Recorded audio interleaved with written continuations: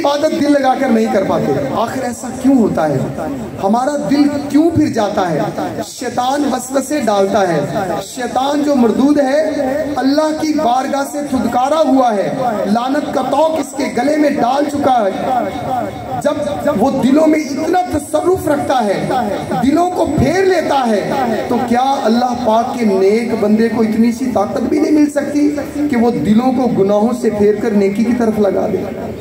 آئیے پھر دیکھیے اللہ پاک نے قرآن پاک میں ارشاد فرمایا من الجنۃ والناس، جنوں اور انسانوں میں سے.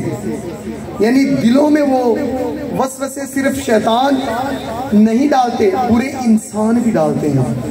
بعض دفعہ ہمارے دل میں اپنے بھائی کی بڑی محبت ہوتی ہے. ایک شخص آتا ہے ہمارے سامنے غیبتیں اور چگلیاں کھاتا ہے اور اس کی محبت کو نفرت میں بدل کر چلا جاتا ہے.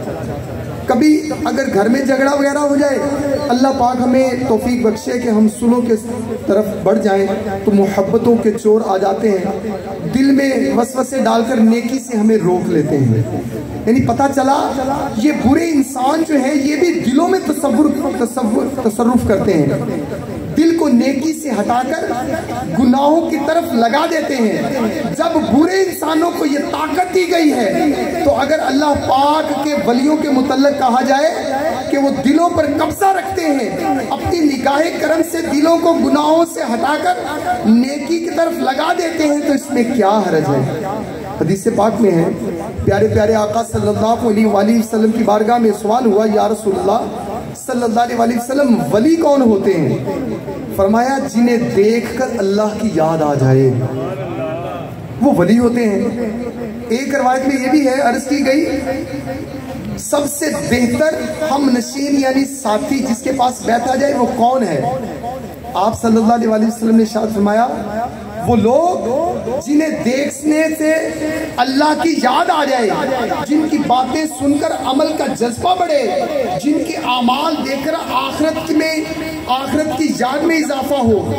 امام ترمذی رحمۃ اللہ تعالی سے حدیث پاک کی شرح میں لکھتے ہیں اللہ پاک کا جو ولی ہوتا ہے رب کریم اس کے دل کو نور سے بھر دیتا ہے. آپ فرماتے ہیں اللہ کا جو ولی ہوتا ہے اللہ پاک اس کی نگاہوں سے نور اللہ پاک کی طرف سے اس کی نگاہوں سے نور چھلکتا ہے. جب وہ باتیں کرتا ہے اس کی زبان سے نور چھلکتا ہے. جب وہ عمل کرتا ہے اس کے اعمال سے وہ نور جھلک رہا ہوتا ہے. اس لیے اللہ پاک کے ولی کو دیکھنے سے دل پھرتے ہیں، دل سے غفلت دور ہوتی ہے. جو اللہ پاک کے نیک بندے ہوتے ہیں، جو اللہ کے ولی ہوتے ہیں، جو اللہ کا قرب پا لیتے ہیں، جو اللہ کی یاد میں مگن رہتے ہیں، جو اللہ کا ذکر کرتے ہیں، جو پیارے آقا صلی اللہ علیہ وسلم سے محبت کرتے ہیں، اللہ پاک کے ولی کو دیکھنے سے ارے دل پھرتے ہیں، دل سے غفلت دور ہوتی ہے، دل گناہوں سے دور ہوتا ہے، دل سے گناہوں کی میل ختم ہوتی ہے. اللہ کی یاد، جو بندہ اللہ کے ولی کے پاس بیٹھتا ہے اس کی نگاہوں سے ایسا نور چھلکتا ہے، رب کی یاد دل میں بس جاتی ہے. جب اللہ پاک کے ولی کی باتیں سنتے ہیں تو اس کی زبان کے ذریعے جھلکنے والا دل کا نور ہمارے دل پر اثر کرتا ہے اور اس دل کا زنگ اتار کر دل کو نیک کاموں کی طرف پھیر دیتا ہے. پتہ چلا اللہ پاک کے ولیوں کو جو نور عطا کیا جاتا ہے اس نور کے ذریعے سے وہ لوگوں کے دلوں پر حکومت کرتے ہیں. الحمدللہ ہمارے پیروں کے پیر دستگیر حضور غوث پاک رحمت اللہ تعالی علیہ ولی ہی نہیں بلکہ ولیوں کے سردار ہیں. آپ کو بھی دلوں پر قبضہ دیا گیا ہے.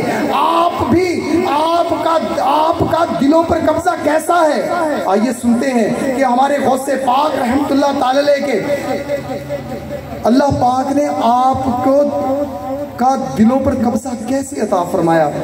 آئیے سنتے ہیں حضرت ابو حسن قواس رحمت اللہ تعالی فرماتے ہیں ایک روز میں اور میرے ساتھ بہت سے لوگ غوث پاک رحمت اللہ تعالی کی زیارت کے لیے روانہ ہوئے. ہم سب اپنی مشکلات اور پریشانیاں کے حل کے لیے دعا کروانے کے لیے ارادہ رکھتے تھے. راستے میں اور لوگ بھی ہمارے ساتھ شامل ہو گئے. ان میں ایک لڑکا تھا، میں اسے جانتا تھا. یہ بہت گھٹیا اخلاق والا، اکثر ناپاک رہتا تھا. خیر ہم سب بارگاہ غوثیت کی طرف جا رہے تھے کہ اتفاق سے حضور غوث پاک رحمت اللہ تعالی سے راستے ہی میں ملاقات ہو گئی۔ اب سنیے، سب نے آگے بڑھ کر سلام کیا اور ایک ایک کر کے غوث پاک رحمت اللہ تعالی کے ہاتھ مبارک کو بوسہ دینے لگے۔ وہ لڑکا جس کے اخلاق اچھے نہیں تھے، جب وہ حضور غوث پاک رحمت اللہ تعالی کو ہاتھ کو بوسہ دینے لگا، آپ نے اپنا ہاتھ آگے بڑھا دیا اور غوث پاک رحمت اللہ تعالی نے اپنا ہاتھ مبارک ہٹا لیا۔ پھر ایک نظر اس لڑکے کی طرف دیکھا، سرکار غوث پاک رحمت اللہ تعالی کی نگاہ مبارک کی تاب نہ لاتے ہوئے وہ لڑکا بے ہوش ہو کر گر پڑا۔